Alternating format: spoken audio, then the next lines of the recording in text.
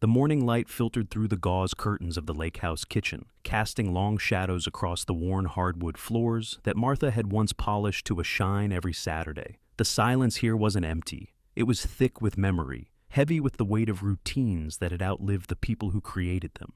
I sat in my usual chair at the breakfast table, the one facing the window that looked out over the water, while Martha's chair remained pushed neatly against the table, its cushion still bearing the faint impression of her form even 3 months after the funeral. The coffee was bitter this morning. I'd never quite mastered Martha's technique with the old percolator, though I'd watched her make it thousands of times over 37 years of marriage. She had a way of measuring the grounds by sight, adding just enough water to create that perfect balance of strength and smoothness. Mine always came out either weak as dishwater or strong enough to strip paint. Today it was the latter, but I drank it anyway because throwing it out felt wasteful, and Martha had hated waste. I could almost hear her voice. "William, you're being stubborn again. Just make a fresh pot." But the kitchen felt too quiet for conversation, even with ghosts. So I finished the bitter brew and tried not to think about Sunday dinners when the whole family would gather around this same table. Back when David still brought the grandkids. Back when his wife Sarah would compliment Martha's roast and ask for the recipe she already knew by heart.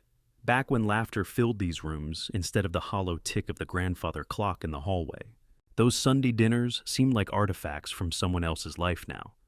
The last few times David and Sarah had visited, before Martha got really sick, the conversations had grown stilted, punctuated by long silences and the kind of careful politeness that families use when they're avoiding subjects that matter. David would ask about my health, about whether I was managing okay in the big house, about whether I had given any thought to my future living arrangements. The subtext was always there, hanging in the air like smoke. This house was too much for an old man alone. After breakfast, I followed my routine and walked out to the garage. This had become my sanctuary, the place where Martha's absence felt less acute. Here, surrounded by decades of accumulated tools, half-finished projects, and the comfortable smell of motor oil and sawdust, I could pretend that life was still predictable. The old radio on the workbench was tuned to the local AM station, crackling with static, and the voices of talk show hosts discussing weather patterns and traffic reports for a world that seemed increasingly distant from my quiet corner of the lake. I'd been organizing the small parts bins lately, sorting through mason jars filled with screws, washers, and bolts that I'd been collecting for 40 years. Martha used to tease me about my hardware hoarding, but these little pieces of metal had stories. This particular screw had come from the screen door we'd installed when David was 12. These washers had been left over from fixing the dock after the storm of '98. Each jar was a tiny archive of maintenance and repair, of the endless small acts that keep a house standing and a life moving forward. The oil stain on the concrete floor marked the spot where my old Buick used to drip. I'd sold the car 6 months ago when my eyesight started giving me trouble at night, another concession to age that felt like defeat. Now the stain was just a dark shadow, a ghost of independence that I swept around but could never quite clean away. It was while I was sorting through a jar of wood screws that I heard the mail truck rumbling down the gravel driveway. The sound was distinctive, a diesel engine that needed work and the crunch of tires on stones that Martha had insisted we spread to keep the driveway from washing out during heavy rains. I wiped my hands on an old rag and walked to the mailbox, squinting against the late morning sun reflecting off the lake. Most days brought the usual collection of bills, advertisements for hearing aids and burial insurance, and the occasional card from Martha's sister in Phoenix. Today was different. Mixed in with the electric bill and a flyer for a local restaurant was a business envelope from First National Bank, thick and official looking. The return address made my stomach tighten slightly, not because I was behind on any payments, but because unexpected mail from banks rarely brought good news. I carried the letters back to the house, setting the others aside to focus on the bank envelope. The paper was heavy, expensive, the kind used for important documents. Inside was a single sheet of letterhead and a form I didn't recognize, filled with legal terminology and stamped with official seals. The cover letter was brief, almost casual in tone. "Dear Mr. Henley, enclosed, please find the satisfaction of mortgage documents as requested. The lien on your property at 247 Lakeshore Drive has been released as of the date indicated. Thank you for your business over the years and congratulations on paying off your home loan. I read the letter 3 times before the words began to make sense, and even then, they didn't make the right kind of sense. The satisfaction of mortgage. I knew what that meant. It was the document that officially declared a mortgage paid in full, the paper that freed a property from the bank's claim. But I hadn't requested these documents. My mortgage had indeed been paid off, but that had happened 8 months ago, and I'd received the satisfaction papers then. They were filed away in Martha's neat system, in the folder labeled House Documents in her precise handwriting. So, why was the bank sending me another set? And why did the letter make it sound like I had requested them? My first thought was that my memory was playing tricks on me. At 73, I'd become acutely aware of the small lapses that crept into daily life. Misplaced reading glasses, forgotten names, the occasional word that hovered just out of reach. Maybe I had called the bank and forgotten. Maybe, in the fog of grief that still descended without warning, I'd made some inquiry that I couldn't remember. But even as I considered this possibility, it felt wrong. I was careful about financial matters, had always been organized about paperwork. It was a habit ingrained by years of marriage to Martha, who had run our household with the precision of a military operation. If I had needed duplicate mortgage papers, I would have made a note, would have filed the request somewhere in the system we'd developed together. I went to the kitchen and dialed David's number, my fingers hesitating over the keys. Our conversations had become infrequent since the funeral, limited to brief check-ins that felt more obligatory than warm. But he worked in real estate, understood these kinds of documents. Maybe he could explain what had happened. The phone rang 4 times before he answered, and I could hear the sounds of an office in the background, typing, muted conversations, the hum of activity that belonged to the world of business and deadlines. "Hi, Dad. How are you doing?" "I'm fine, son. Listen, I got something strange in the mail today. A letter from the bank about mortgage satisfaction documents." There was a pause, just a beat too long, before David responded. "Oh? What about them?" "Well, they sent me a new set, said I requested them. But I never made any such request. The mortgage was satisfied months ago, you remember. We talked about it after your mother's funeral, how at least the house was paid off." Another pause. In the background, I could hear Sarah's voice, though I couldn't make out the words. David's tone, when he spoke again, carried a note I couldn't quite identify, something between caution and discomfort. "Maybe it was just a bank error, Dad. You know how bureaucratic these places can be. Probably just a computer glitch or something." "Maybe," I said, though I wasn't convinced. "It's just odd the way they worded it, like I specifically asked for these papers." "I wouldn't worry about it too much. Banks make mistakes all the time. If it's really bothering you, you could call them." "Yes, maybe I will." We talked for a few more minutes about inconsequential things, the weather, his work, whether I was eating properly. But throughout the conversation, I had the strange feeling that David was being careful, choosing his words with unusual precision.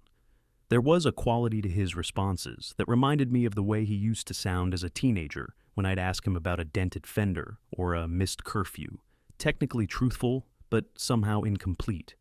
After we hung up, I sat at the kitchen table with the bank documents spread in front of me, trying to understand what I was missing. The forms looked legitimate, bore the right stamps and signatures, but something about the whole situation felt off-kilter, like a picture hanging slightly crooked on the wall. I thought about calling the bank directly, but it was after 5 o'clock, and I'd learned that banks, like most institutions, operated on schedules that didn't accommodate the irregular rhythms of an old man's days. Instead, I gathered the papers and walked to Martha's desk in the small alcove off the living room where she'd paid bills and maintained the household files for 30 years. Her filing system was a thing of beauty, color-coded folders in alphabetical order, each document in its proper place, every receipt and statement organized by date and purpose. I found the House Documents folder easily and opened it to reveal the original mortgage satisfaction papers, filed neatly behind the property deed and insurance policies. Comparing the 2 sets of documents, I noticed they were identical, except for the date. The new ones were issued just 2 days ago. As I slid the new papers into the folder, my hand brushed against something that made me stop. There, in the margin of one of the original documents, was a small notation in Martha's handwriting. "Keep extra copies in safety deposit box." It was the kind of practical note she'd leave for herself, a reminder about something that might matter later. But more than the note itself, it was the sight of her handwriting that hit me like a physical blow. 3 months after her death, I still wasn't prepared for these sudden encounters with her presence. A grocery list stuck to the refrigerator, her reading glasses on the nightstand, now this careful notation about documents and safety. She'd been preparing for a future she wouldn't see, trying to make things easier for me after she was gone. I closed the folder gently and sat back in her chair, looking around at the careful organization she'd created. Everything in this room spoke of planning, of attention to detail, of someone who understood that the mundane paperwork of life was important. Martha wouldn't have left loose ends. If there was a reason these duplicate documents had appeared, it was a reason worth understanding. The decision formed slowly, like the resolution of an old photograph in developing solution. I would find out why the bank had sent those papers, not because I suspected anything sinister, but because Martha had taught me that details mattered, that seemingly small things often pointed toward larger truths. And because, in the growing silence of this house where I now lived alone, the need to understand had become more important than the fear of what I might discover. I took the new documents out of the folder and placed them in a separate envelope, writing the date on the outside in my own careful script. If there were more pieces to this puzzle, I wanted to be ready to find them.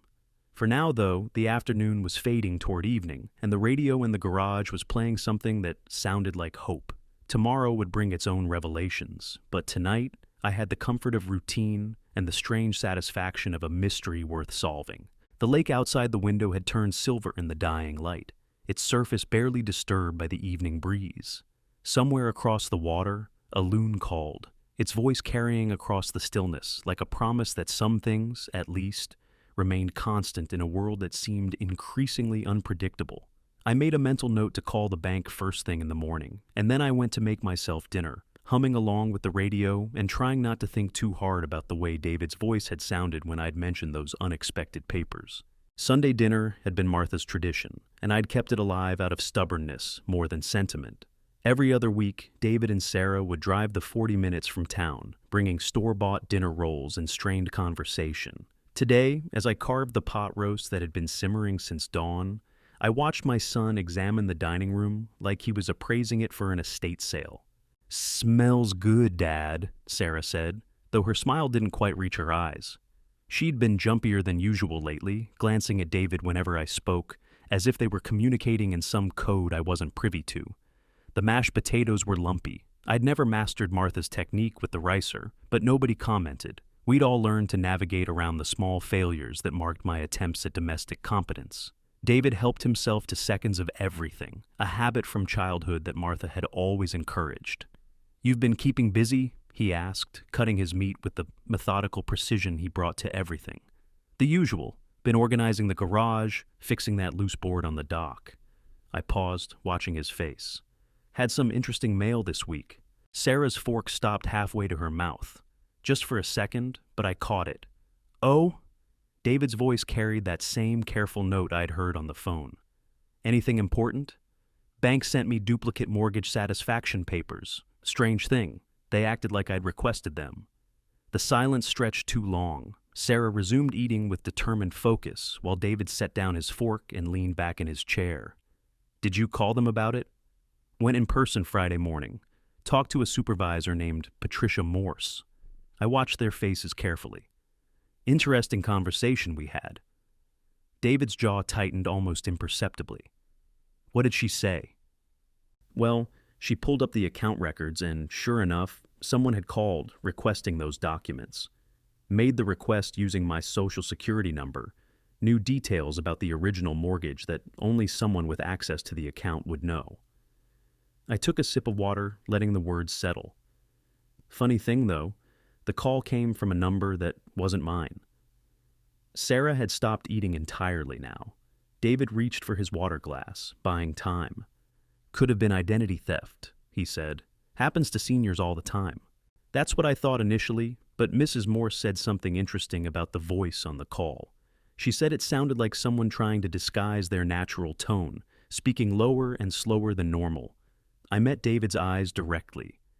She said it reminded her of when her teenage son used to try fooling telemarketers by pretending to be his father. The color had drained from Sarah's face. David cleared his throat and reached for the salt, though his food was already over-seasoned. Identity thieves are getting more sophisticated these days. I continued eating methodically, though the roast had lost its flavor. Mrs. Morse was quite thorough. She played the recording for me. They keep logs of all account-related calls. Very educational, hearing that voice. Familiar, somehow. David pushed his plate away, claiming he was full, though he'd barely touched the potatoes.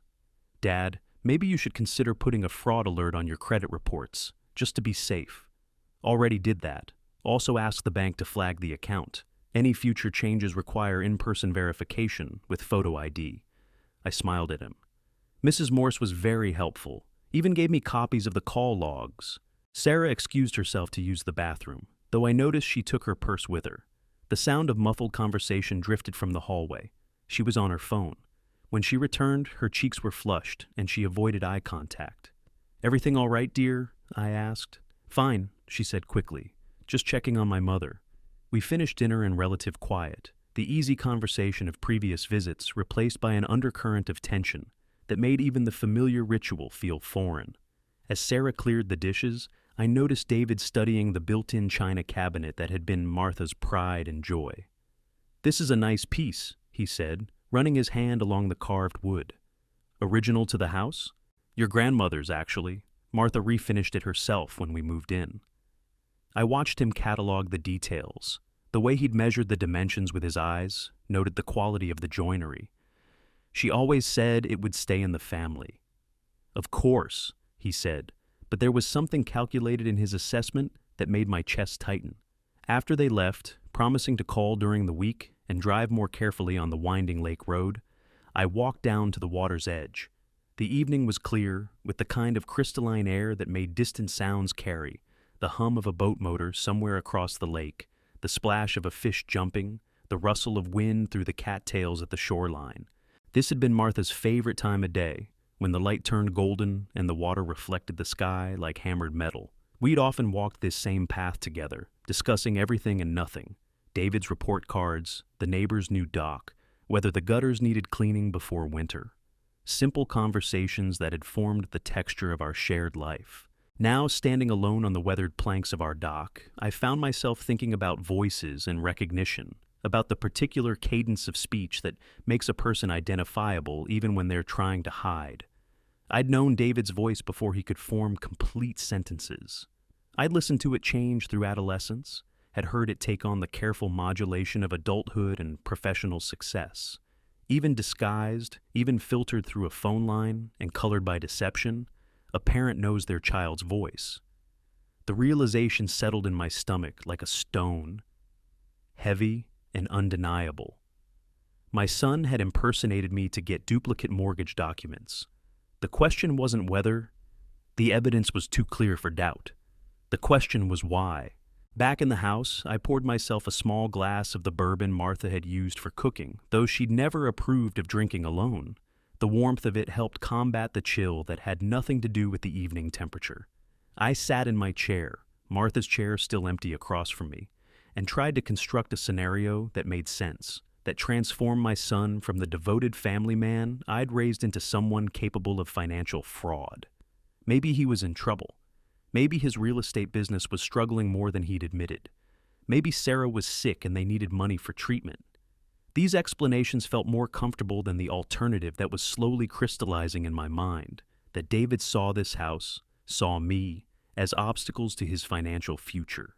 I thought about the way he'd looked at the china cabinet, the casual questions about my future living arrangements, the subtle pressure over the past months to consider assisted living or a move to a smaller place in town.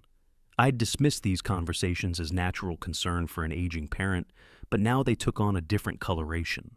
The grandfather clock in the hallway chimed 9 times, each note echoing through rooms that had once been filled with the comfortable noise of family life. I made a decision that felt both inevitable and frightening. I would start keeping records. Not because I wanted to build a case against my own son, but because I needed to understand the scope of what was happening, needed to protect myself and, by extension, protect him from the consequences of whatever desperation had driven him to this point. I went to Martha's desk and pulled out a yellow legal pad, the kind I'd use for making grocery lists and honeydew items. At the top of the first page, I wrote mortgage documents, timeline, and began recording everything I could remember about the past week, the date the papers arrived, the details of my conversation with Mrs. Morse, the specific reactions I'd observed at dinner. The act of writing helped clarify my thoughts, transforming suspicions into documentable facts. On the second page, I started a list of questions. Who else might have access to my personal information? What other financial documents might be at risk? How long had this been going on? And the question that hurt most to write: what did David plan to do with those mortgage satisfaction papers? The phone rang as I was writing, startling me from my thoughts. The caller ID showed David's number, and for a moment I considered letting it go to voicemail. Instead, I answered on the fourth ring. "Dad, just wanted to make sure you were okay. You seemed a little off at dinner." "I'm fine, son. Just thinking about what that bank supervisor told me." A pause. "About the identity theft?" "About the voice on the recording. She offered to let me take a copy home, so I could study it more carefully." The silence stretched long enough that I wondered if the connection had been lost. When David spoke again, his voice was tight. "That's probably a good idea. You should be thorough about these things." "I intend to be." I kept my tone neutral, conversational. "I'm also thinking about having the locks changed, and maybe installing one of those doorbell cameras. Sarah's always saying how important home security is for people my age." "Dad, don't you think you're overreacting? It was probably just some random scammer who got lucky with your information." "Maybe. But Mrs. Morse said something else interesting. She said whoever called knew about the original mortgage terms, knew details that wouldn't be available to a random scammer. Almost like they'd seen the actual documents." This time the pause was long enough to be uncomfortable. "These thieves are sophisticated, Dad. They have ways of getting information." "I'm sure they do." I looked at the legal pad in front of me, at the questions that were multiplying faster than I could write them down. "Well, I should let you go. I know you have work in the morning." "Yeah, big week ahead. Dad, maybe we shouldn't have these conversations over the phone. If someone's monitoring your accounts, they might be listening to your calls too." The suggestion was reasonable, even thoughtful, but something in his tone made it sound like a warning. "I'll keep that in mind," I said. After we hung up, I sat staring at the phone for a long time, thinking about the conversation and the careful way David had steered it away from specifics. I thought about his suggestion that we avoid discussing financial matters over the phone and how convenient that would be for someone who needed time to cover their tracks. The bourbon was gone, leaving only the burn of alcohol and the bitter taste of dawning understanding. I pulled out my cell phone, a concession to modern life that Martha had insisted upon, and scrolled through the recent calls. There, mixed in with calls to the doctor's office and the grocery store, were 3 calls to David's number that I didn't remember making, each one lasting less than a minute, each one placed during times when I was certain I'd been in the garage or working in the yard. My hands were shaking slightly as I set the phone down. Either my memory was more compromised than I'd realized, or someone else had been using my phone. Someone who knew the passcode, who had access to my house, who could make calls and delete the evidence from my memory, if not from the phone's log. I walked through the house slowly, turning on lights in each room, checking locks and looking for signs of disturbance.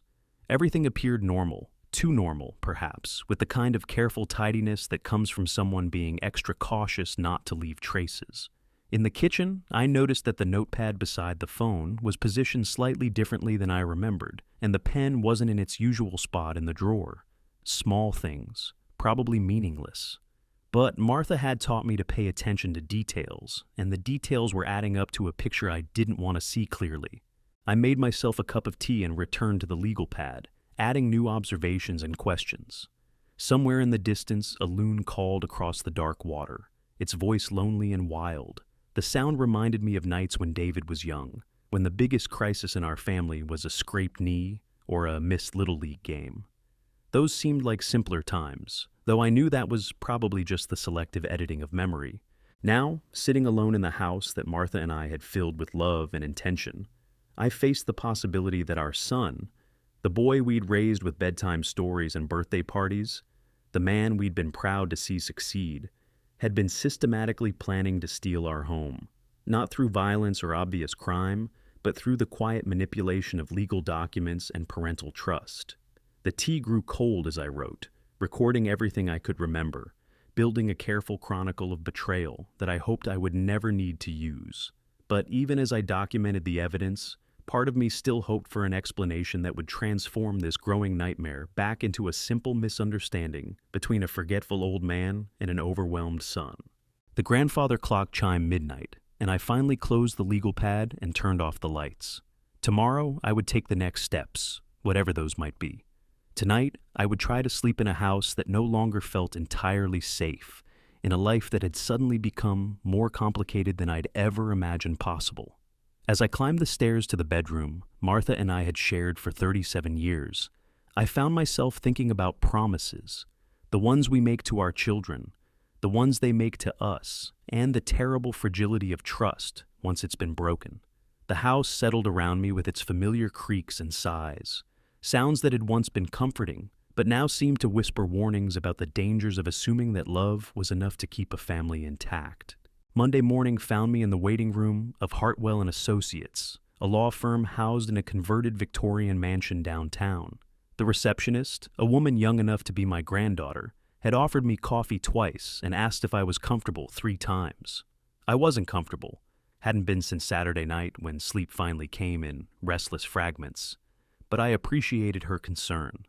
Eleanor Hartwell emerged from her office precisely at 9 o'clock, a woman in her 50s with silver hair, and the kind of handshake that suggested she'd spent years proving herself in rooms full of men who'd underestimated her. Martha would have liked her immediately. "Mr. Henley, thank you for coming in. When you called yesterday, you mentioned some concerns about mortgage documents." I followed her into an office lined with law books and diplomas, taking the chair across from her mahogany desk. The morning light streamed through tall windows, illuminating dust motes that danced like tiny spirits. I pulled the folder of documents from my briefcase, Martha's briefcase actually, which still smelled faintly of her lavender perfume. "I need to understand something," I began, laying out the 2 sets of mortgage satisfaction papers. "How exactly would someone go about getting duplicate documents like these? And more importantly, what could they do with them?" Eleanor examined the papers carefully, her reading glasses perched on the end of her nose. "These appear to be legitimate satisfaction of mortgage documents. The bank issues these when a loan is paid in full, as I'm sure you know." She looked up at me. "But you mentioned someone may have obtained these fraudulently?" I told her everything, the suspicious phone call to the bank, the voice that Patricia Morse had described, David's strange behavior at Sunday dinner, even the unexplained calls on my cell phone. Eleanor listened without interruption, occasionally making notes on a yellow pad that reminded me of my own midnight record keeping. When I finished, she leaned back in her chair and steepled her fingers. "Mr. Henley, what you're describing is a form of real estate fraud that's becoming increasingly common, particularly targeting elderly homeowners. The technical term is deed theft or property fraud, though it can take several forms." She pulled a thick binder from her bookshelf and opened it to a section marked with colorful tabs. "Here's how it typically works. Someone obtains copies of your mortgage satisfaction documents, along with other property records that are often publicly available. They then create fraudulent documents, a deed, a power of attorney, sometimes even a fake will, that appears to transfer ownership of your property to them or to a shell company they control." My stomach dropped. "And that's legal?"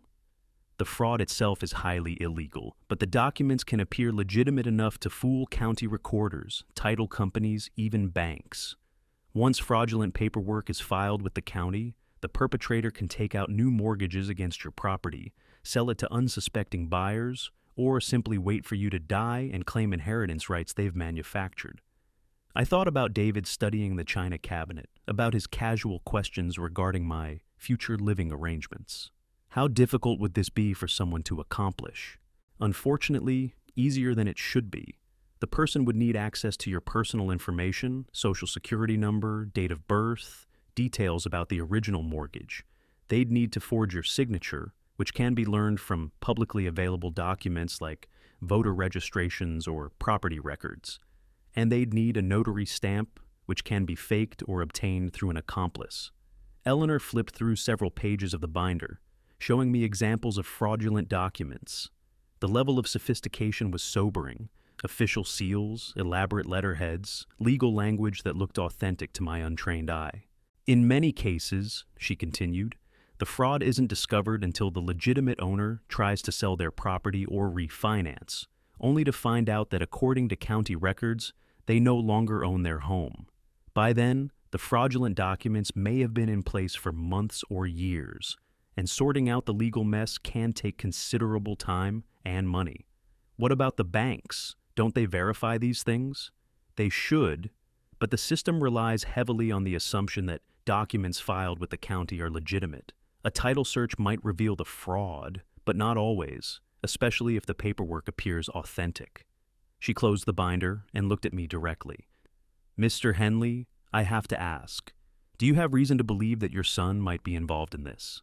The question hung in the air like smoke. Saying it out loud would make it real, would transform suspicion into accusation. But the evidence was piling up like winter snow, each piece adding weight to a conclusion I didn't want to reach. I'm beginning to think so. Yes. Eleanor nodded slowly. This is more common than people realize, unfortunately. Adult children who are facing financial difficulties, who feel entitled to their inheritance, or who simply see an opportunity. The emotional component makes it particularly devastating for families. She pulled out a fresh legal pad and uncapped a fountain pen. If we're going to protect your property and potentially build a case, we need to move quickly and methodically. First, we'll place a fraud alert on your property with the county recorder's office. This flags any future attempts to file documents related to your home. Second, we'll request copies of all recent filings related to your property to see if anything suspicious has already been submitted. What else? We'll need to secure your personal information, change passwords, review credit reports, place fraud alerts with all 3 credit bureaus. We should also consider setting up monitoring on your bank accounts and possibly getting you a new cell phone if you suspect yours has been compromised. The list of violations felt endless. This is a lot of work to protect myself from my own son. I understand how difficult this must be, but Mr. Henley, if someone is planning to steal your property, regardless of who they are, you need to take this seriously. Your home represents decades of your life's work. You can't afford to lose it out of misplaced family loyalty. We spent the next hour going through practical steps. Eleanor made calls to the county recorder, the credit bureaus, and my bank, setting up alerts and requesting documents. She also contacted a private investigator named Marcus Webb, someone she'd worked with on similar cases. Marcus specializes in financial fraud, she explained as we waited for him to arrive. He can help us trace the source of the fraudulent bank call and potentially gather evidence if this goes to court. Marcus Webb turned out to be a soft-spoken man in his 40s, with the kind of unremarkable appearance that probably served him well in his line of work. He listened to my story with the patience of someone who'd heard variations of it many times before. The bank should have digital recordings of that call, he said, consulting a small notebook.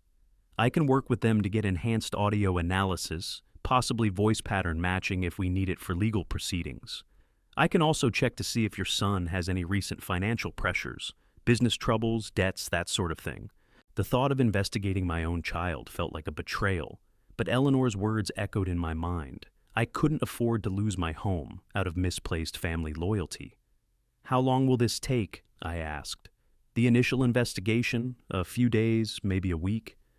But, Mr. Henley, I should warn you, once we start pulling on these threads, there's no telling what we might uncover. Are you prepared for that?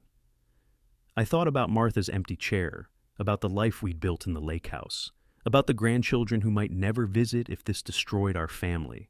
But I also thought about the careful way David had avoided my eyes at dinner, about the phone calls I didn't remember making, about the growing certainty that someone I loved was planning to rob me. I'm prepared, I said, though I wasn't sure that was true.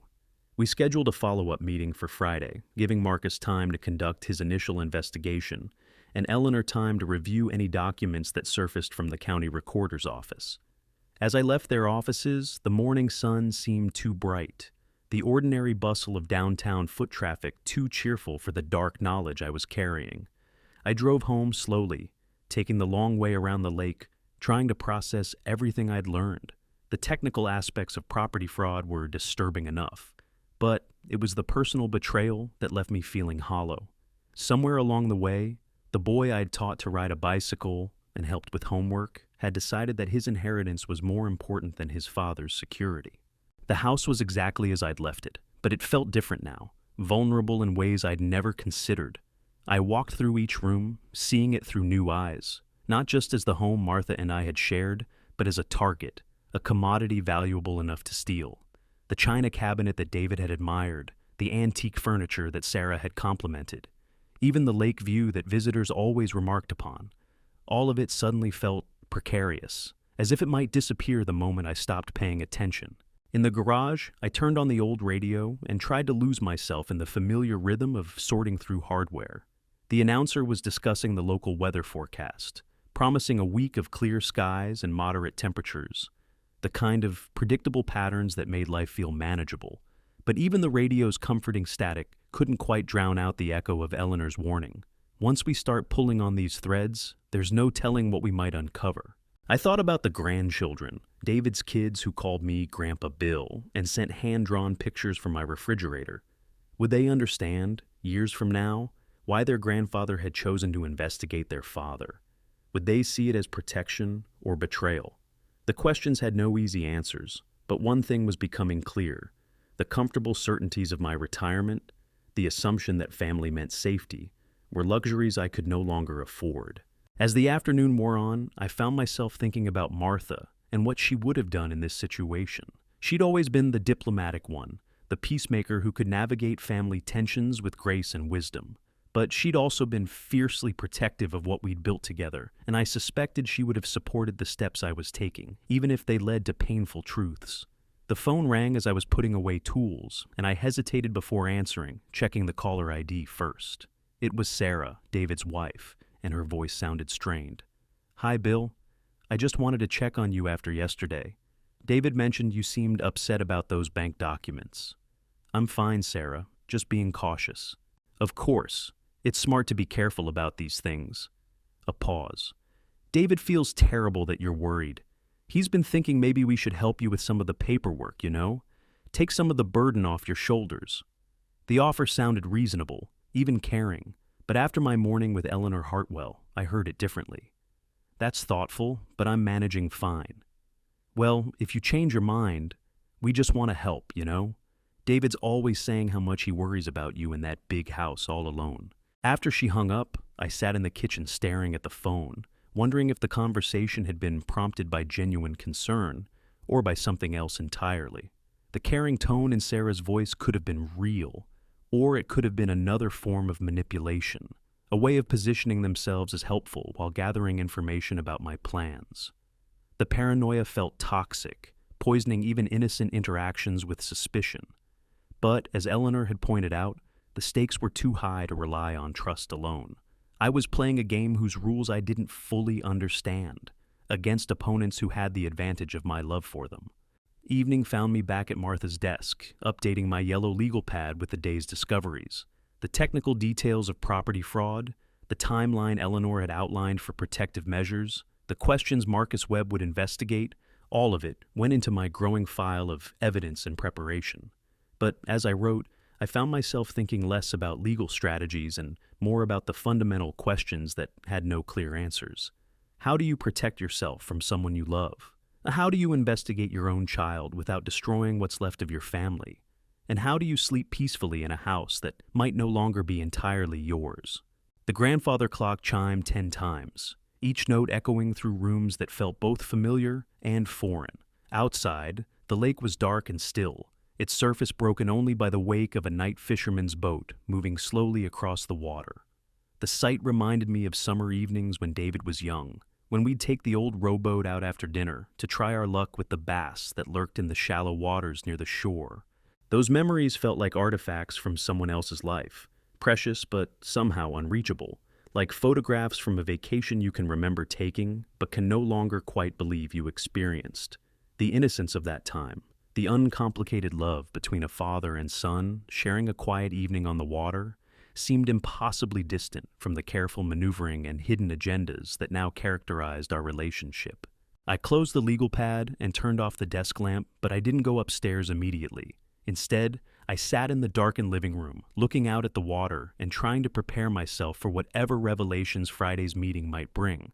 The truth, I was beginning to understand, had a way of demanding payment for its clarity, and I suspected the price would be higher than I wanted to pay. Friday morning arrived gray and drizzling, the kind of weather that made the lake look like pewter and turned the familiar landscape melancholy. I sat in Eleanor Hartwell's office again, but this time Marcus Webb was already there, a manila folder thick with documents spread across the conference table. His expression was grim. "Mr. Henley," he began without preamble, "I'm afraid the news isn't good. Your son has been planning this for at least 6 months." The words hit like a physical blow, even though I'd been preparing myself for exactly this confirmation. Eleanor poured me a glass of water from a pitcher on her desk, her movements careful and deliberate. Marcus opened the folder and pulled out a series of photographs. "These are copies of documents I was able to obtain through my contacts at the county recorder's office. Someone has been researching your property extensively, pulling records, checking for liens, reviewing the original mortgage documents. The requests were made under a fictitious business name, but the contact information traces back to your son's real estate office."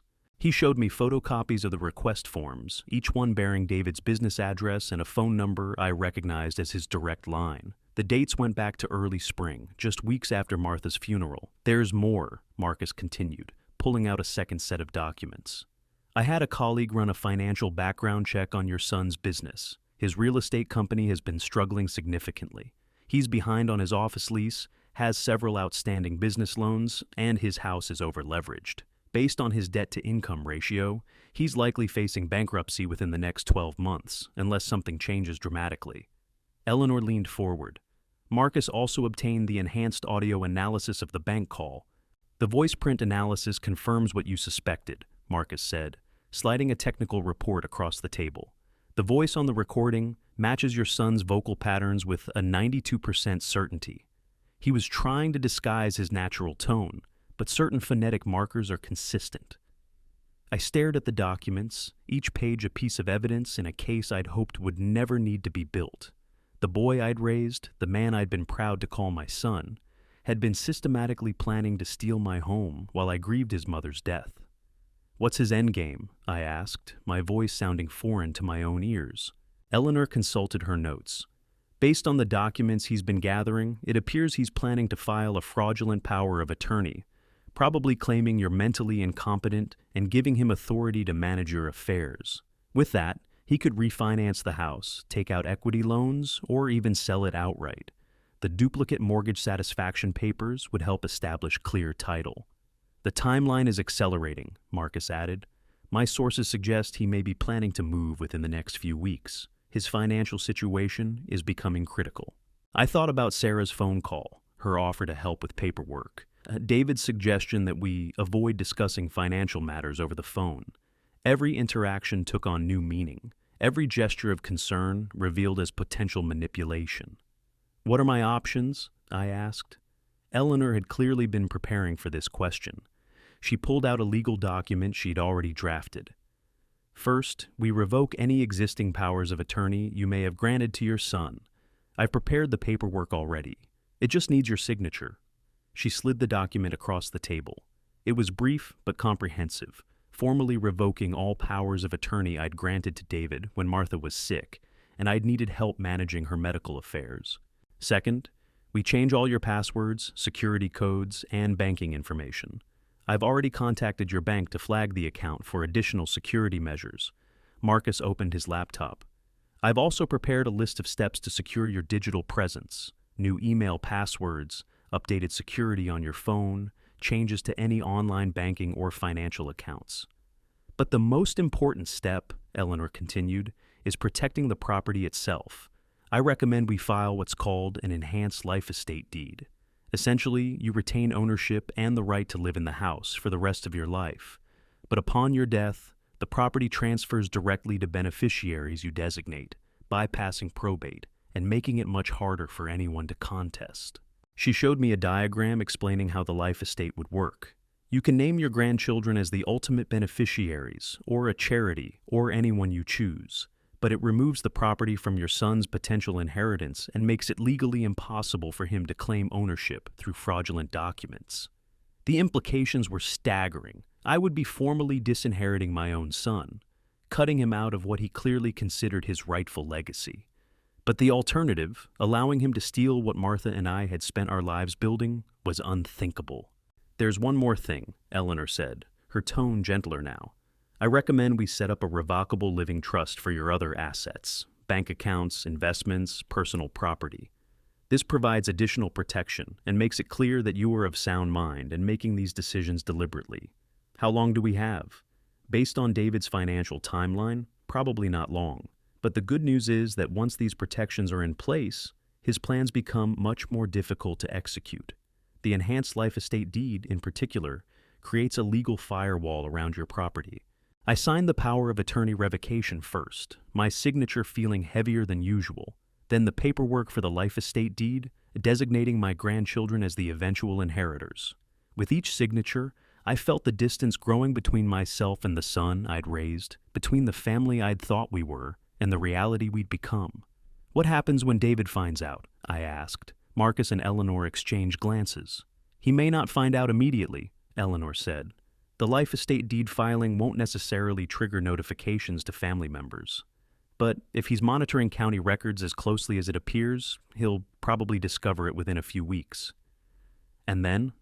"That depends on how desperate he is," Marcus said. "He might confront you directly, might try to challenge your mental competency, or might simply look for other ways to access your assets.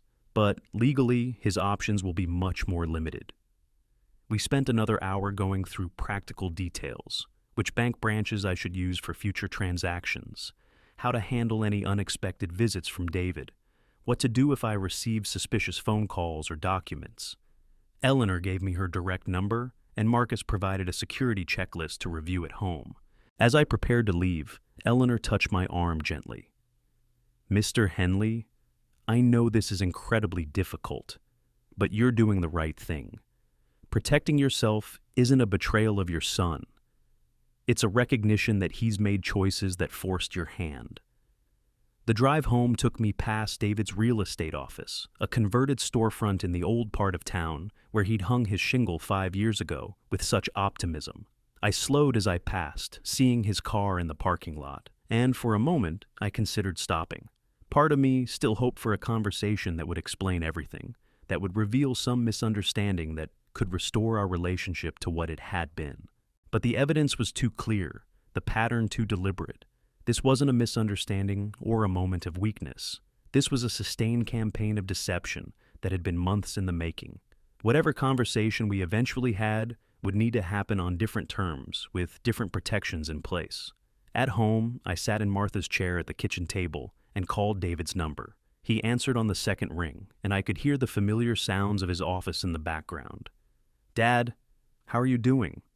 I need to talk to you, son, about the mortgage documents and some other things that have come to my attention." A pause. "What kind of things?" "I think it would be better if we talked in person. Could you come by tomorrow afternoon, say around 2 o'clock?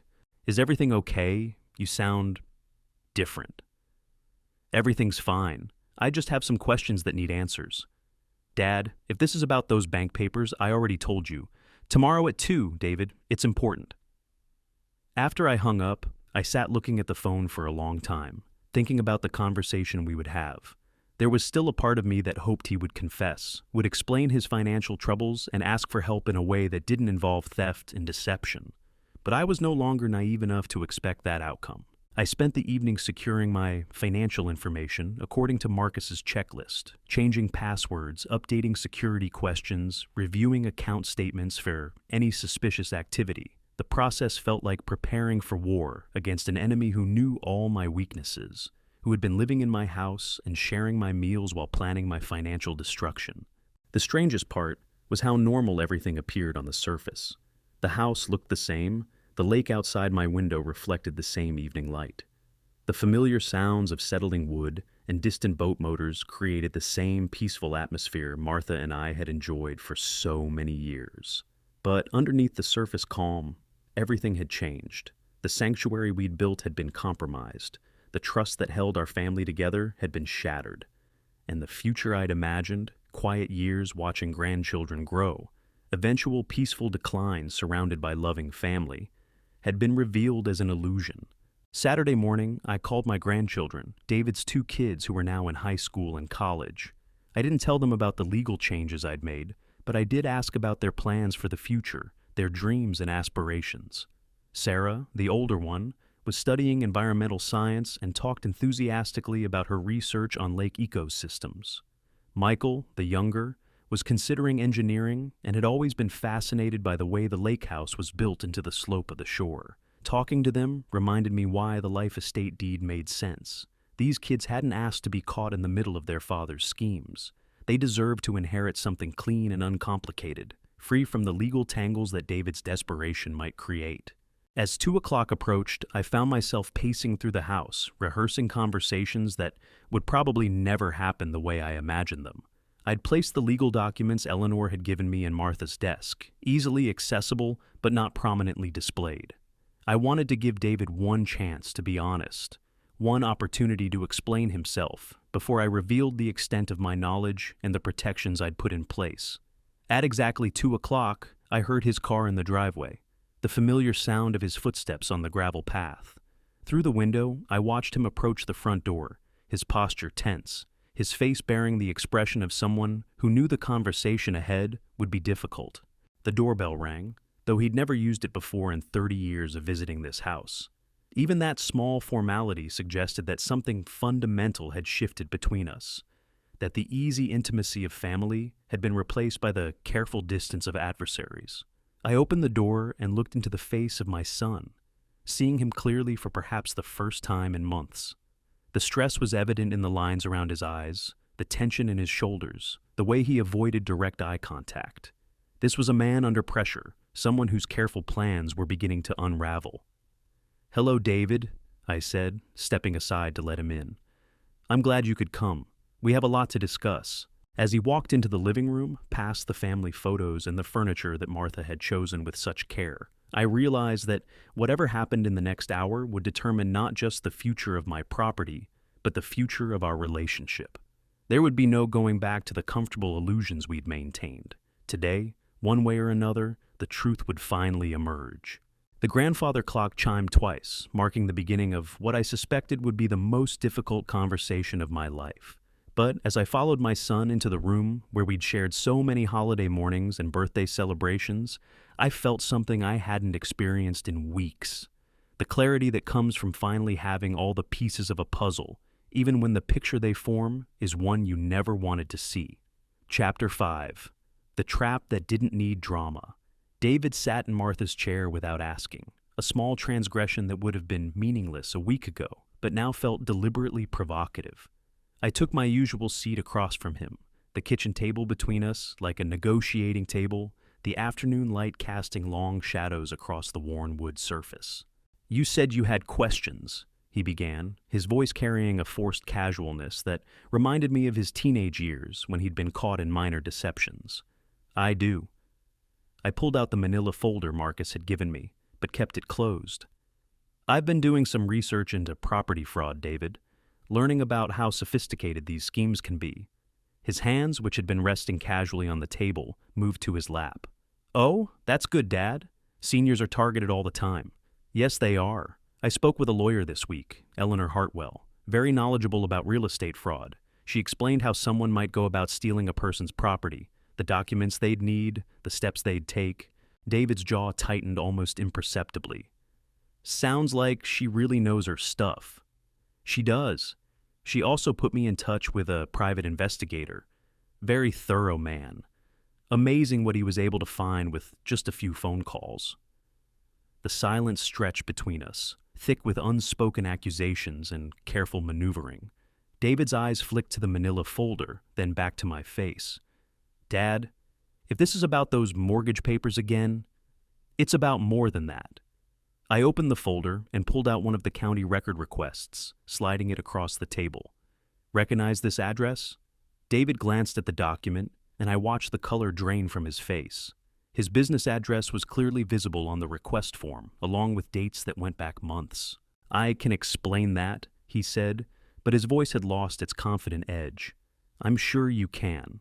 Eleanor was particularly interested in the timeline. She said most property fraud schemes require months of preparation. I pulled out another document. This is the voice analysis report from the bank call. 92% certainty that it was you who called requesting those mortgage satisfaction papers. David's composure cracked slightly, and for a moment I saw something raw in his expression. Not guilt, but anger at being caught. Dad, you're making this sound like some kind of conspiracy. I was just trying to help. Help with what exactly? He leaned forward, his tone becoming more urgent. You're 73 years old, living alone in a house that's too big for you. Do you have any idea how much this place is worth? The property taxes alone are killing you, and the maintenance. When was the last time you had the roof looked at, or the foundation? The house is fine, David. No, it's not fine. The mask slipped entirely now, revealing frustration that had clearly been building for months. You're sitting on a gold mine here, Dad. This property could sell for close to $800,000, maybe more with the right marketing. You could buy a nice condo in town, have money left over for whatever care you might need, and still leave an inheritance for the grandkids. I studied his face, seeing the calculation behind his concern. And who would handle the sale? Who would make sure I got the best price? Well, obviously I'd help with that. I know the market, I have contacts. And what would your commission be on an $800,000 sale? The question hung in the air like smoke. David's mouth opened and closed, but no sound came out. Finally, he managed, Dad, this isn't about money. Isn't it? I pulled out Marcus's financial report on David's business. According to this, your real estate company is 3 months behind on rent. You owe $40,000 in business loans, and your house is mortgaged to 95% of its value. How much of your commission were you planning to keep to solve those problems? David's face flushed red. You had me investigated, your own son.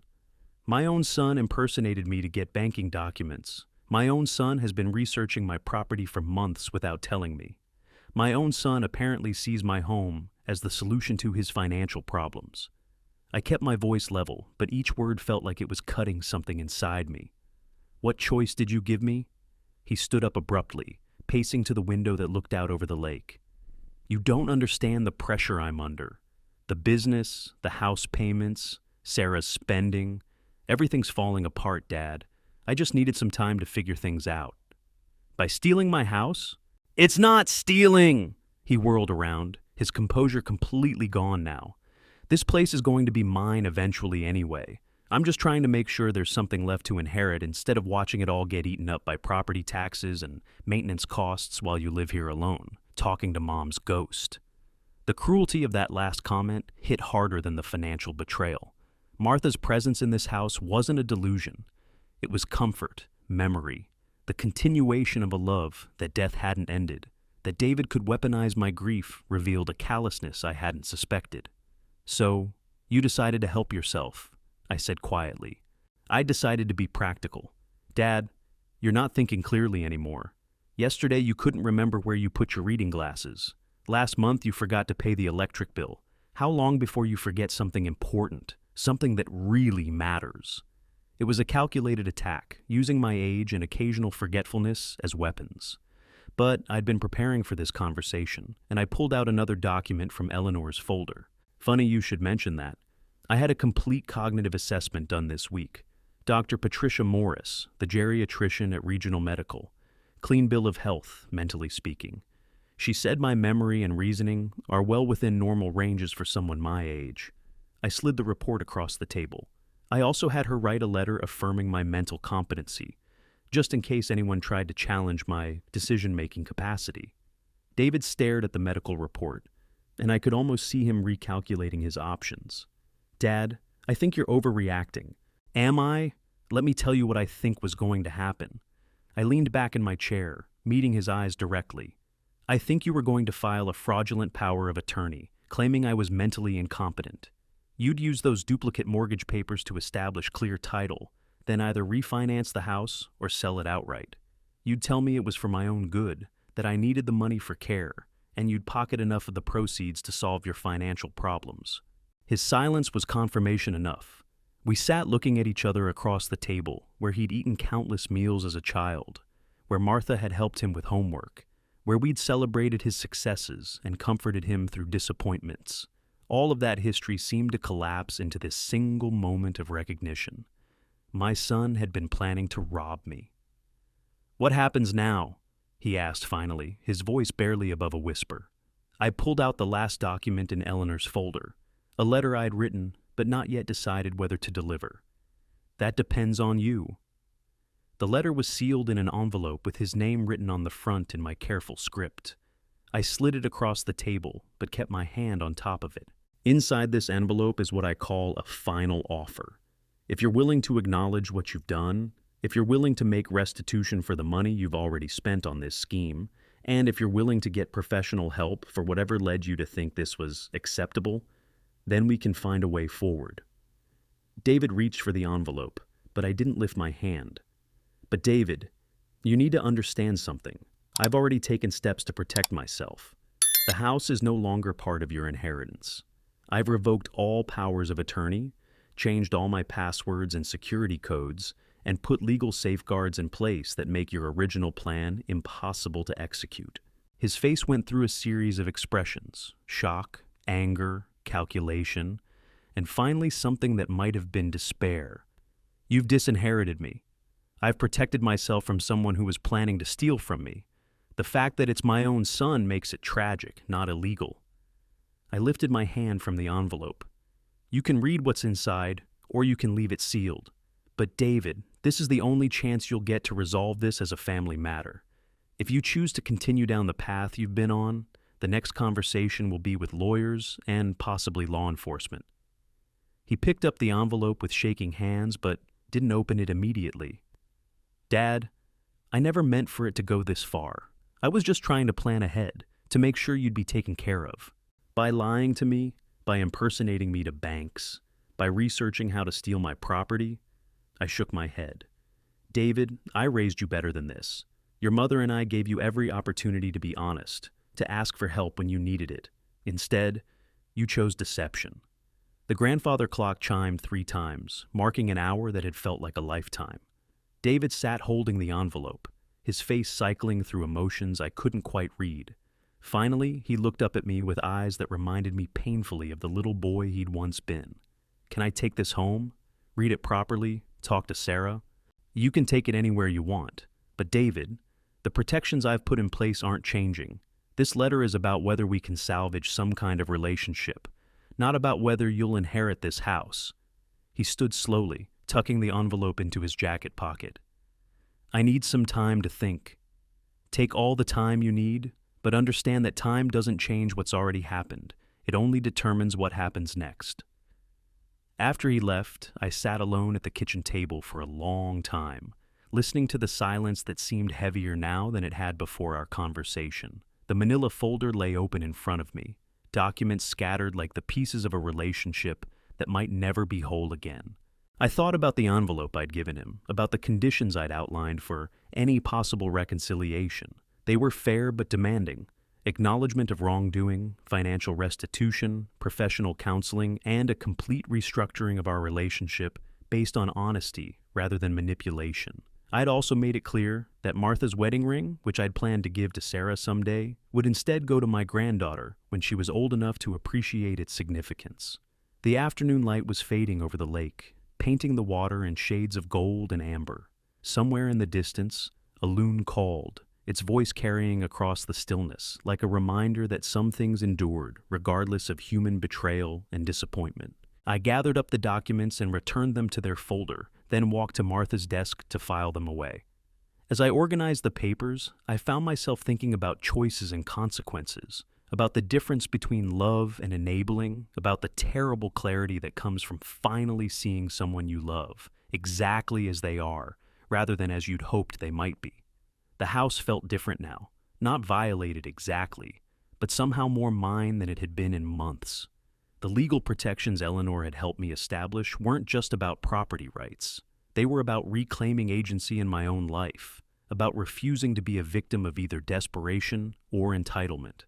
Evening was coming on, and I had dinner to prepare, bills to review, and the comfortable routines of solitary life to resume.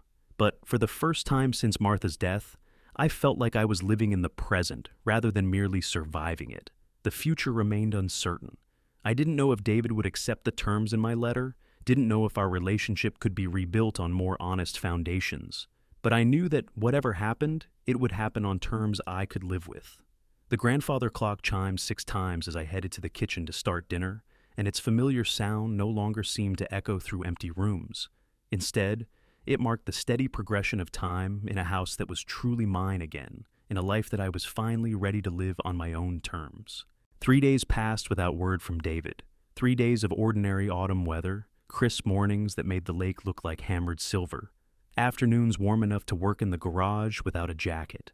I followed my routines: coffee on the porch, radio in the workshop, evening walks along the shoreline. But underneath the surface calm, I was waiting. On Thursday morning, Eleanor Hartwell called with news that felt both inevitable and shocking. "Mr. Henley, I'm afraid we have a development. The county recorder's office flagged an attempted filing yesterday. Someone tried to submit a power of attorney document, claiming you'd granted them authority over your affairs due to mental incapacity." My coffee turned bitter in my mouth. "David, the document bore your forged signature and was notarized by someone whose credentials we're still checking. The fraud alert we placed caught it before it could be officially filed. But, Mr. Henley, this represents a significant escalation." I thought about the envelope I'd given him, still unopened as far as I knew. Instead of reading my offer of reconciliation, he doubled down on his original plan. What happens now? Now we involve law enforcement. This crosses the line from family dispute into criminal fraud. I'm contacting Detective Ray Morrison at the county sheriff's office. He specializes in elder fraud cases. The word criminal landed like a physical blow. Whatever slim hope I'd harbored for a private resolution died in that moment. My son had chosen his path, and now the law would choose his consequences. Detective Morrison arrived at my house that afternoon, a man in his 40s with graying temples and the kind of patient demeanor that probably served him well when dealing with elderly crime victims. He listened to my story without interruption, occasionally making notes in a small leather notebook. "Mr. Henley, I see these cases more often than I'd like. Adult children who view their parents' assets as their own, who justify fraud as inheritance planning. The emotional component makes prosecution complicated, but the law is clear. This is theft, regardless of family relationships." He examined the documents Eleanor had provided, paying particular attention to the timeline Marcus had established. "Your son's been planning this for months. The forged power of attorney is just the latest step. If he'd succeeded, he could have legally accessed all your accounts, sold your property, even placed you in a care facility against your will. The implications were staggering. How long before he's arrested? We'll bring him in for questioning tomorrow. The evidence is solid: the forged documents, the voice analysis from the bank call, the county records requests. He'll have the opportunity to cooperate, to explain his actions. But frankly, the case against him is strong enough that cooperation may not help much." That evening, I called Sarah, my granddaughter, at college. She was in her junior year studying environmental science, full of enthusiasm for her research on lake ecosystem preservation. We talked about her classes, her plans for graduate school, her boyfriend who was studying renewable energy engineering. "Grandpa, you sound different. Tired, maybe?" "Just some family business I'm dealing with. Nothing for you to worry about." "Is Dad okay?" "He's been weird lately. Stressed about work, snapping at Mom, spending a lot of time on the computer." I chose my words carefully. "Your father's going through a difficult time. It may get more difficult before it gets better. Should I come home? I could drive down this weekend." "No, sweetheart. Focus on your studies. Whatever's happening here will work itself out." After we hung up, I sat looking at the phone, thinking about the conversation we'd eventually need to have. How do you explain to a 20-year-old that her father is a criminal? How do you help her understand that love sometimes requires allowing consequences to unfold, even when those consequences destroy the people you care about? Friday morning brought Detective Morrison back to my door, this time with news that felt like both vindication and devastation. "We arrested your son an hour ago. He's been charged with attempted fraud, forgery, and identity theft. He's being held pending arraignment, which will probably happen Monday." I sat down heavily in Martha's chair, the kitchen suddenly feeling too small to contain the magnitude of what was happening. "Did he say anything?" "He denied everything at first, claimed the documents were legitimate, said you'd given him permission to handle your affairs. Morrison consulted his notebook. When we showed him the voice analysis and the forged signatures, he changed tactics, started talking about your mental state, claiming you were confused and needed protection from yourself. The cruelty of it cut deep. David trying to use my age and grief as weapons even while sitting in a jail cell. What's the next step? The district attorney will review the charges, probably offer a plea deal. With this much evidence, most defendants take the plea rather than risk trial. He's looking at significant jail time if convicted. Forgery and elder fraud are serious felonies. After Morrison left, I found myself wandering through the house like a ghost, seeing familiar objects through the lens of my new reality. The family photos on the mantle told a different story now. David's graduation from high school, his wedding to Sarah, Christmas mornings with the grandchildren. All of it tainted by the knowledge that somewhere along the way, the boy in those pictures had decided that money mattered more than trust. The phone rang constantly, reporters who'd somehow gotten wind of the story, neighbors offering support or asking intrusive questions, even a call from David's business partner asking if I knew where he was. I stopped answering after the third call, letting the machine take messages I had no intention of returning. Saturday brought Sarah, David's wife, not my granddaughter, to my door.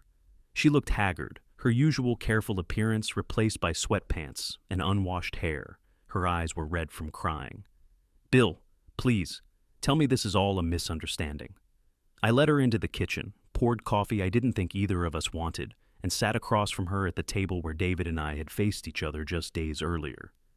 "It's not a misunderstanding, Sarah. I'm sorry." She broke down then, sobbing with the kind of raw despair that comes from watching your life collapse in real time. He said he was just trying to help you, trying to make sure you'd be taken care of. He said you weren't thinking clearly anymore. Is that what you believed?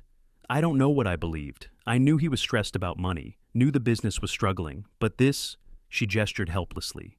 I never thought he'd do something like this. We sat in silence while she cried, and I found myself thinking about complicity and willful blindness, about the ways we tell ourselves comfortable lies to avoid uncomfortable truths. Sarah might not have known the specifics of David's plan, but she'd known something was wrong and chosen not to look too closely. "What happens to the children?" she asked finally. "That depends on what you decide to do. The house will go to them eventually. I've made sure of that. But Sarah, if you stay married to David after this, if you support him through whatever legal process comes next, you need to understand that it will affect how I deal with your family going forward." Her head snapped up. "You're blaming me for what he did? I'm telling you that choices have consequences. David made his choices, and now you have to make yours." She left without saying goodbye, and I watched her drive away with the sick certainty that I'd just severed another family relationship. But protecting myself and my grandchildren's inheritance meant drawing lines, even when those lines cut through the middle of people I'd once considered family. Sunday morning, I called my attorney. "Eleanor, I need to finalize the trust arrangements, and I want to add a condition to my will. Any family member who challenges the estate or who supported David's actions forfeits their inheritance entirely. A no contest clause. Yes, we can do that. Are you sure?" "I'm sure. I also want to change the trustee arrangements. Instead of family members, I want professional management. The children can inherit when they reach 25, but until then, their money stays out of their parents' reach." The legal changes felt both protective and punitive, safeguarding the future while acknowledging the reality of family destruction. By the time I finished the call with Eleanor, the sunny Sunday morning had turned gray, storm clouds building over the lake like a reflection of my inner weather. Monday brought the arraignment. I didn't attend, couldn't bear to see David in handcuffs, couldn't face the media attention that might come from being present. Instead, I learned the details from Detective Morrison, who called afterward with the basics. He pled not guilty, but his lawyer was already talking plea bargain with the prosecutor. This kind of case rarely goes to trial. Too much evidence, too clear a pattern of premeditation. How long? If he takes the deal, probably 18 months to 2 years, plus restitution and probation. If he goes to trial and loses, he could get 5 to 10 years. And 2 years in prison for planning to steal my house. It seemed both too much and too little. Too much time away from his children, too little consequence for such a fundamental betrayal of trust. That evening, as I sat on the porch watching the last light fade over the lake, I thought about the envelope I'd given David, still unopened in his jacket pocket when they arrested him. Inside had been an offer that might have changed everything: confession, restitution, counseling, and a chance to rebuild our relationship on honest foundations. Instead, he'd chosen to escalate, to forge more documents, to double down on deception even when caught. The choice revealed something about character that I was still struggling to accept. My son hadn't made a desperate mistake in a moment of weakness. He'd made a calculated decision to steal from his own father, then continued making that choice every day for months. When offered a chance at redemption, he'd chosen crime instead. The loon called across the dark water, its voice lonely and wild, and I found myself thinking about Martha and what she would have made of all this. She'd always been the peacemaker, the one who found ways to bridge differences and heal wounds. But she'd also been fiercely protective of what we'd built together, and I suspected she would have supported every legal step I'd taken. As I prepared for bed, I realized that despite everything, the betrayal, the arrests, the shattered family relationships, I felt something I hadn't experienced in months: peace. Not happiness, certainly not joy, but the calm that comes from finally living in truth rather than comfortable illusions. The house was secure, my assets protected, my grandchildren's futures safeguarded. David would face the consequences of his choices, and I would face the consequences of mine. It wasn't the retirement I'd planned, wasn't the family legacy Martha and I had envisioned, but it was honest in a way our previous relationships had not been. Tomorrow would bring new challenges, more legal proceedings, difficult conversations with the grandchildren, the ongoing process of rebuilding life around the reality of who people actually are rather than who I'd hoped they might be. But tonight, in the house that was truly mine again, surrounded by memories of genuine love rather than manufactured concern, I could finally sleep peacefully. The grandfather clock chimed midnight as I climbed the stairs, each note marking the end of one chapter and the beginning of another. Whatever came next, it would unfold in a house protected by law and choice, in a life finally free from the fear of being betrayed by those closest to me. Chapter 7: Echoes by the Lake, the final chapter. The plea hearing took place on a Tuesday in November, 3 weeks after David's arrest. I sat in the back row of the courtroom, wearing the navy suit Martha had helped me pick out for her own funeral 6 months earlier. The irony wasn't lost on me. Dressed for one ending while witnessing another, David looked smaller in his orange jumpsuit, his shoulders hunched in a way that reminded me painfully of the little boy who used to hide behind Martha's skirt when strangers visited. His court-appointed lawyer, Sarah couldn't afford a private attorney after the real estate business collapsed, spoke in measured tones about mitigating circumstances, financial pressure, and a moment of poor judgment. The prosecutor was less generous. She outlined the scope of David's planning, the months of deception, the calculated betrayal of parental trust. When she read the potential consequences of a trial conviction, up to 10 years in prison, David's composure finally cracked. I watched my son cry in a courtroom full of strangers and felt something break inside my chest that I knew would never heal properly. The plea deal was exactly what Detective Morrison had predicted: 18 months in minimum security prison, 3 years probation, full restitution for legal fees and investigative costs. David's voice was barely audible when he answered guilty to each charge, and I found myself remembering the strong, confident tone he'd used as a child when reciting poems for Martha or explaining some elaborate plan for a backyard fort. As the judge pronounced sentence, David turned and looked directly at me for the first time since the proceedings began. His eyes held something between apology and accusation, as if he couldn't decide whether to ask for forgiveness or blame me for his downfall. I met his gaze steadily, trying to communicate something I couldn't put into words: that love and consequences weren't mutually exclusive, that protecting myself hadn't been a betrayal of him, but a recognition of what he'd already chosen to do to us. After the hearing, I drove home slowly, taking the long way around the lake. The trees were bare now, their skeletal branches etched against a gray sky that promised snow.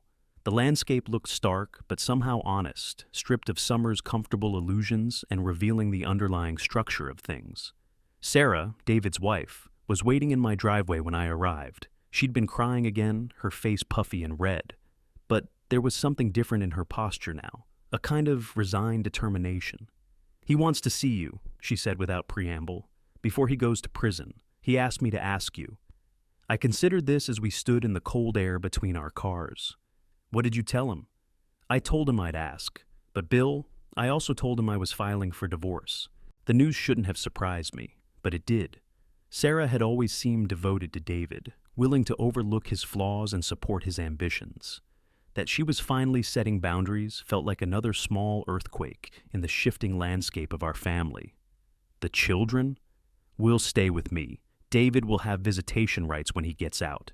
But honestly, I don't know if they'll want to see him. Michael's furious. He understands enough to know his father tried to steal from his grandfather. Sarah?" She paused, tears threatening again. "Young Sarah keeps asking why Daddy's in jail, and I don't know how to explain it without destroying whatever respect she has left for him."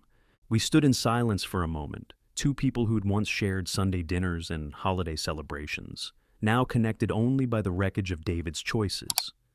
"About the visit," I said finally. "Tell him I'll think about it."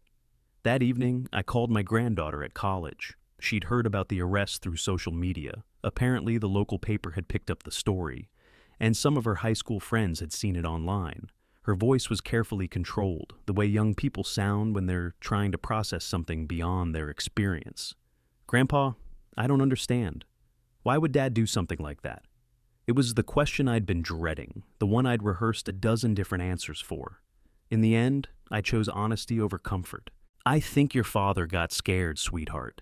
His business was failing, he was drowning in debt, and instead of asking for help, he decided to take what he thought would be his anyway. Fear makes people do things they never imagined they were capable of. But you would have helped him, right? If he'd just asked." "I would have tried. But Sarah, helping someone and enabling someone are different things. Sometimes the most loving thing you can do is let people face the consequences of their choices." She was quiet for a long time. When she spoke again, her voice was smaller, younger. "Are you going to be okay? Living alone, I mean?" "I'm going to be fine, and you don't need to worry about your inheritance. The house will come to you and Michael when you're old enough to handle it responsibly. Your father's choices haven't changed that." After we hung up, I sat in Martha's chair looking out at the lake, thinking about legacies and what we leave behind. The house would go to the grandchildren eventually, along with whatever financial assets remained after legal fees and restitution. But the real inheritance, the values, the sense of integrity, the understanding that love has boundaries, that was something I was still trying to figure out how to pass along. 2 weeks later, I made the drive to the minimum security facility where David was serving his sentence. The building looked more like a college dormitory than a prison, but the razor wire and guard towers made its purpose clear enough. I sat in a visiting room that smelled of industrial disinfectant and stale coffee, waiting for them to bring my son.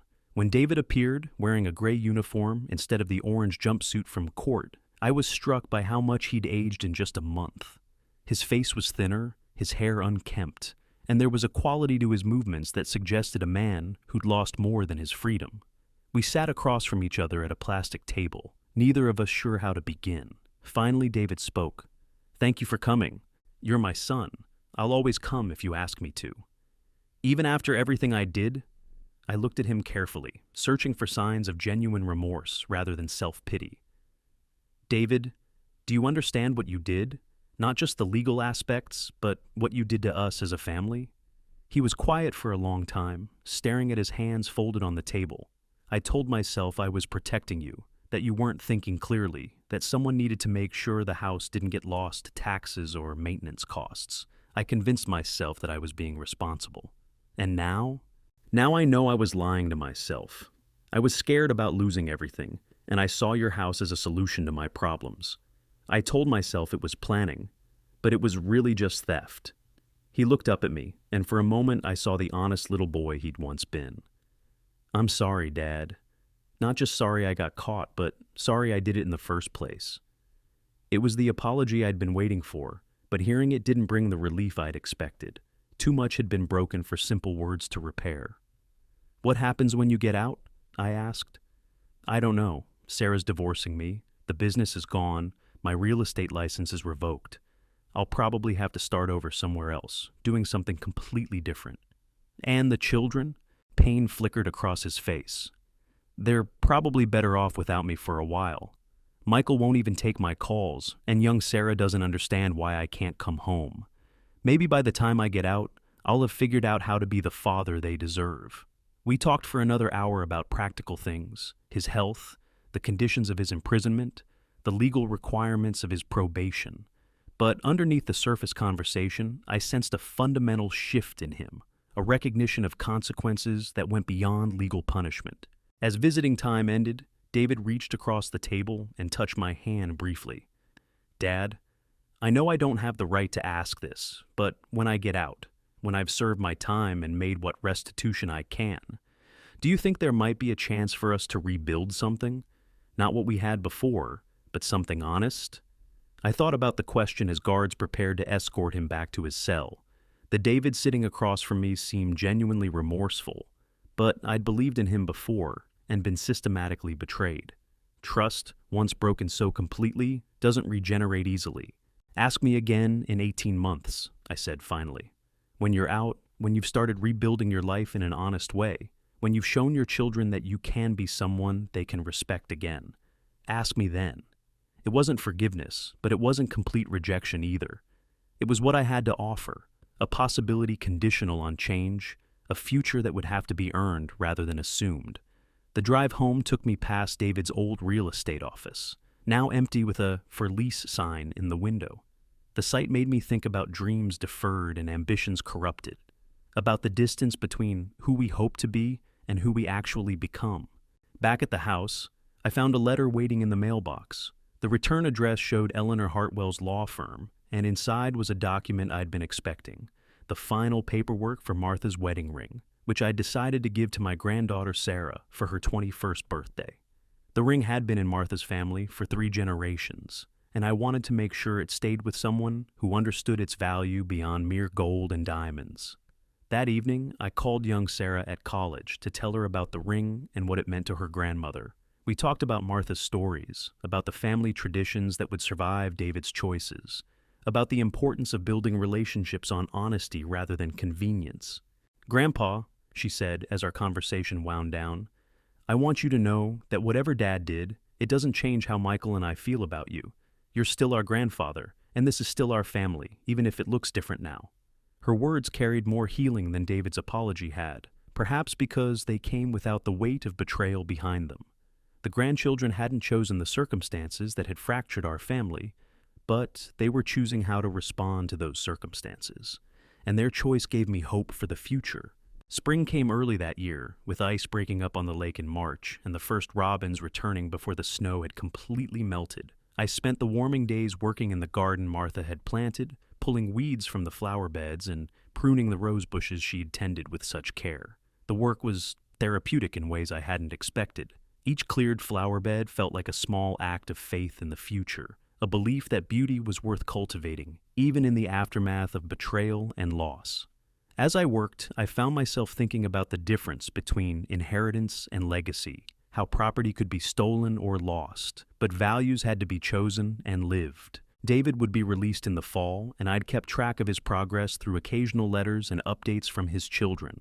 He'd completed a financial responsibility course, was working in the prison library, and had started writing letters to young Sarah and Michael that focused on accountability rather than excuses. Small steps, but steps in the right direction. I'd also received word that he was planning to move to a different state when released. Starting fresh somewhere his reputation wasn't defined by fraud charges. It was probably wise. The local community had long memories, and rebuilding a life here would have been nearly impossible. As summer approached, I made a decision that surprised even me. I would attend his release hearing, not as a show of support for his early release. He would serve his full sentence, but as a witness to whatever person emerged from 18 months of facing consequences. The man who walked out of prison that October morning was recognizably my son, but fundamentally changed. He was thinner, grayer, but there was something in his posture that suggested he'd found a kind of peace with himself that had been missing for years. We met briefly in the parking lot, an awkward encounter that lasted only a few minutes. He thanked me for coming, told me he was moving to Oregon where a friend had offered him work in construction, and promised to stay in touch with the children through letters and phone calls. "I know I have no right to ask," he said, as he prepared to leave with the friend who'd driven down to collect him. "But I hope someday we can talk again. Really talk, without lawyers or courtrooms or all the legal stuff between us." "Someday," I agreed, and found that I meant it. Not soon, perhaps not for years, but someday when enough healing had happened, when enough trust had been rebuilt through action rather than words. I drove home alone, taking the familiar route around the lake, thinking about second chances and the long, slow work of rebuilding relationships on honest foundations. The house was exactly as I'd left it, secure, peaceful, mine in every legal and emotional sense. That evening, I sat on the porch with a cup of Martha's good china, filled with coffee I'd finally learned to make properly. The lake reflected the colors of the sunset, and somewhere in the distance a loon called across the water with that wild, lonely sound that had become the soundtrack to my solitary life. The grandfather clock chimed 8 times from inside the house, marking another day in a life that had been tested and transformed by betrayal and redemption.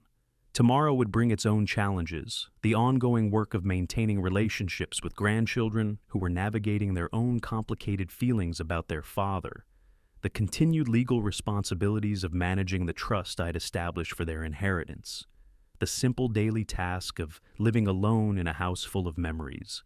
But tonight, in the fading light of a day that marked both an ending and a beginning, I felt something I hadn't experienced in almost 2 years. The quiet satisfaction of having protected what mattered most, of having chosen difficult truths over comfortable lies, of having learned that love sometimes required the courage to enforce boundaries, even when doing so caused pain. The house would go to the grandchildren someday, as Martha and I had always planned. But more importantly, they would inherit the knowledge that integrity matters, that trust once broken can be rebuilt, but only through sustained honest effort, and that protecting yourself from those who would harm you isn't betrayal, it's survival. The loon called again, its voice carrying across the dark water like a promise that some things endure, regardless of human failure and redemption. I finished my coffee, turned off the porch light, and went inside to prepare for bed, grateful for the peace that comes from finally living in truth, whatever the cost of that truth might be. The story was over, but the life it had changed was just beginning again, built on foundations that would hold because they'd been tested by fire and proven strong enough to bear the weight of both love and loss, betrayal and forgiveness. The terrible and necessary work of becoming who we actually are, rather than who we'd hoped we might be.